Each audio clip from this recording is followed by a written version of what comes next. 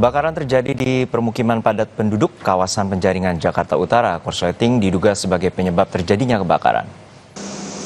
Kebakaran terjadi sekitar pukul 5 pagi waktu Indonesia Barat. Api muncul dari rumah salah satu warga yang diduga terjadi korsleting. Seorang nenek 70 tahun meninggal dalam kejadian ini. Sebanyak 15 unit mobil pemadam kebakaran dikerahkan ke lokasi. Petugas melakukan pendinginan setelah memadamkan api. Sebanyak 30 rumah ludes terbakar. Bangunan yang rata-rata terbuat dari kayu dan asbes tersebut memudahkan api semakin cepat menyebar.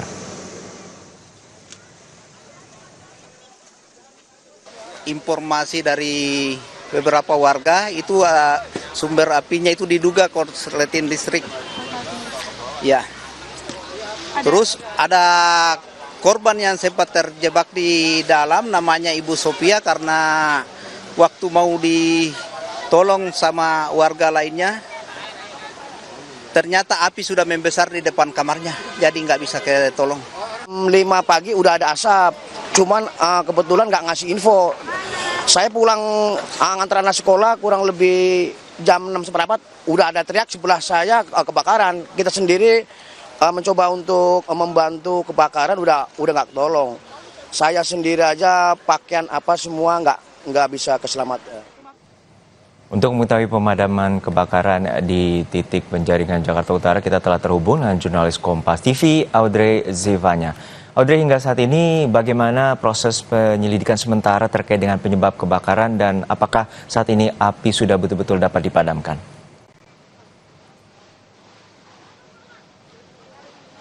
Ya, Juno dan juga saudara, saat ini memang informasi terakhir yang kami terima, penyebab yang diduga menjadi pemicu kebakaran ini dikarenakan korsleting listrik yang terjadi di salah satu rumah warga bernama Sunardi. Dan dikarenakan bangunan yang ada di lokasi pemukiman padat penduduk ini, Anda bisa lihat bersama dengan saya, ini banyak sekali bangunan-bangunan yang terbuat dari kayu dan juga ada asbes. Dan juga bisa dikatakan memang dikarenakan bangunan ini bisa disebut sebagai rumah semi permanen, ini memudahkan api semakin cepat menyebar dan berkobar begitu luar biasa.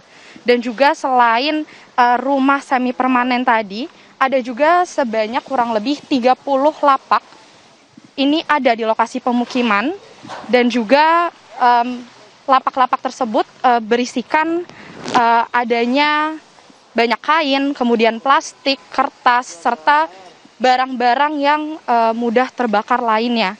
Dan juga tadi api ini sudah bisa dipadamkan setelah kurang lebih selama 2 jam petugas pemadam kebakaran ini melakukan pemadaman, dan tadi petugas damkar ini juga ternyata sudah mengerahkan sebanyak 18 unit ke titik lokasi kebakaran.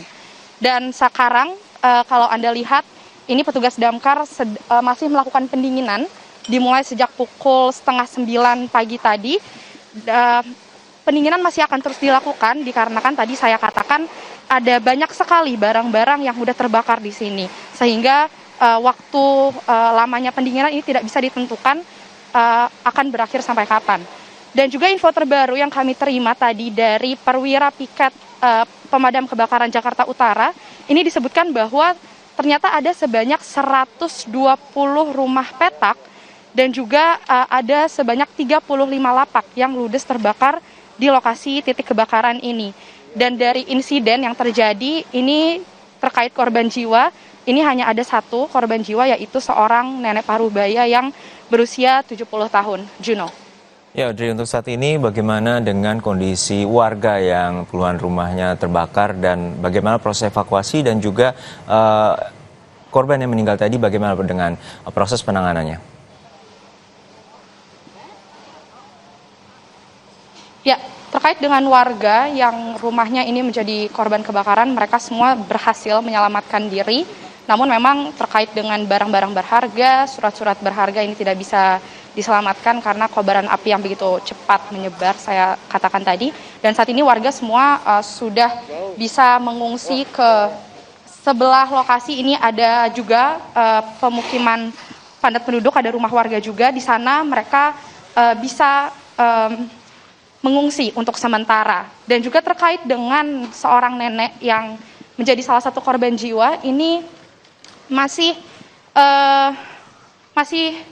menunggu untuk proses evakuasinya, dikarenakan dari tim petugas pemadam kebakaran dan juga pihak kepolisian, meskipun mereka sudah standby sejak tadi kurang lebih 1 jam yang lalu, ini mereka belum bisa mengevakuasi korban dikarenakan masih menunggu kedatangan dari palang hitam atau ambulans, karena dikatakan oleh perwira piket dari petugas pemadam kebakaran Jakarta Utara sendiri, mereka tidak bisa mengevakuasi korban jika ambulans ini belum datang.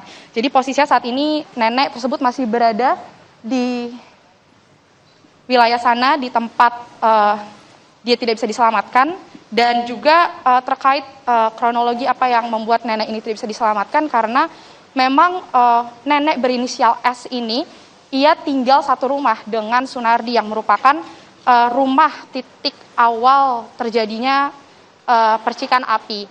Dan pada saat itu juga kondisi nenek ini sedang berada di kamar dan tidak bisa diselamatkan karena api yang berkobar begitu besar di depan kamar nenek, sehingga warga yang tadinya mencoba menyelamatkan ini lebih fokus untuk menyelamatkan diri sendiri dan tidak ada waktu sama sekali.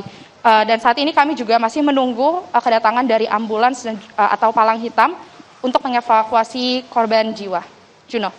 Baik, terima kasih atas laporan Anda, jurnalis Kompas TV, Audrey Zevanya dari Penjaringan, Jakarta Utara.